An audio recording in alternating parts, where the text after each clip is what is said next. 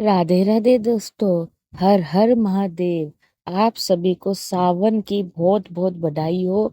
जय शिव शंकर, जय ओमकारा। प्यारे भक्तों, आज मैं आपको एक ऐसी कथा सुनाने जा रही हूँ जो यह सिद्ध करती है कि भगवान शिव अपने भक्तों की भावना को सबसे अधिक महत्व देते हैं, ना कि सोने चांदी या वस्तु को। यह कहानी है एक चौकीदार शिवम की, जिसने निस्वार्थ भक्ति की और भोलेनाथ की करुणा की। आइए बड़ी ही श्रद्धा और भक्ति से भरकर इस दिव्य कथा को सुनते हैं। शिवजी और सोने का शिवलिंग। एक गांव में शिवम और एक चौकीदार था।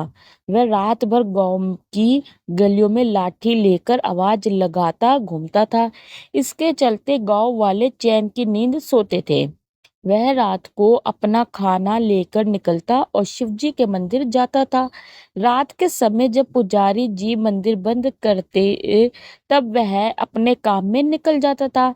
एक दिन पुजारी बाबा ने उससे पूछा, शिवम, ये सभी गांव वाले सुबह मंदिर आते हैं और तू रात को मंदिर आता है, उसके बाद मंदिर बंद होने तक बैठा रहता है।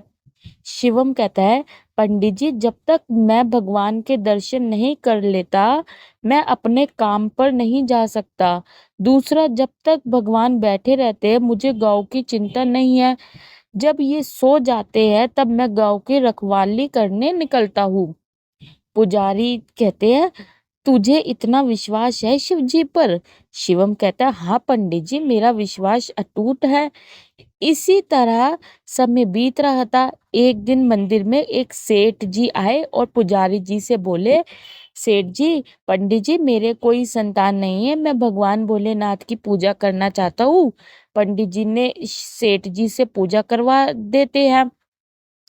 पंडित जी बोलते हैं, भगवान ने चाहा तो तुम्हें अवश्य संतान की प्राप्ति होगी, लेकिन उससे लेकर मंदिर के दर्शन करने अवश्य आना।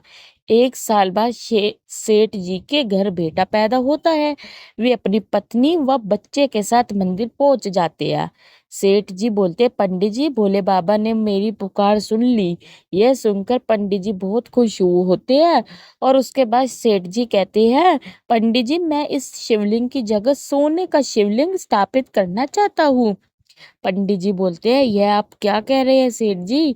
यह शिवलिंग बहुत पुराना है, हम इसे हटा नहीं सकते, और अगर आपने सोने का शिवलिंग स्थापित कर दिया तो इस खबर के फैलते ही शिवलिंग चोरी होने का खतरा बढ़ जाएगा। सेठ जी बोलते हैं, लेकिन पंडित जी, मैंने निर्णय ले लिया है, आप कोई उपाय बताएं। पंडित जी कहते हैं, ठीक है, आप गांव वाले से सलाह करके आपको बताऊंगा, आप 2 दिन बाद आइए। रात को पंडित जी शिवम से बात करते हैं। शिवम कहता है, पंडित जी, आप चिंता ना करें, भोलेनाथ पूरे संसार की रक्षा करते तो क्या अपने शिवलिंग की रक्षा नहीं कर पाएंगे? आप एक काम कीजिए, सेठ जी से कहिए इस शिवलिंग को ही सोने से रंगवा दे। इससे यह शिवलिंग सोने का दिखने लगेगा और इसे हटाना भी नहीं पड़ेगा। पंडित जी बोले, लेकिन चोरों की नजर में तो यह सोने का शिवलिंग होगा, उन्हें थोड़ी पता होगा कि यह पत्थर का है। शिवम भी कहता है, आप उसकी चिंता मत कीजिए, सब भोलेनाथ पर छोड़ दीजिए। पंडित जी अगले दिन सेठ जी को सब बात बता देते हैं। सेठ जी शिवलिंग पर सोना लगाने का काम शुरू करवा देते हैं। 1 महीने में शिवलिंग सोने का दिखने लगता है। एक दिन पंडित जी शिवम को बुलाते हैं। पंडित जी बोलते हैं, शिवम, तुम्हारी बात मानकर मैंने सेठ जी से शिवलिंग पर सोने को रंगवा दिया है, लेकिन रात में इसकी रखवाली तुम्हारे जिम्मेदारी है। शिवम कहता है, पंडित जी, वैसे तो मेरे रहते पूरे गांव में चोरी नहीं हो सकती, लेकिन फिर भी मैं मंदिर का विशेष ध्यान रखूंगा। एक दिन रात को शिवम मंदिर के पास से गुजर रहा था, तो उसने देखा मंदिर के द्वार खुले हुए और एक आदमी शिवलिंग के पास कंबल ओढ़कर बैठा है। शिवम उसके पास पहुंचा। शिवम ने कहा, तू कौन है और मंदिर का द्वार कैसे खोला? चोर है क्या तू? आदमी बोला, नहीं, मैं चोर नहीं हूँ, मैं केवल यह सोना हटाना चाहता हूँ, तुम इस सोने को ले जाओ।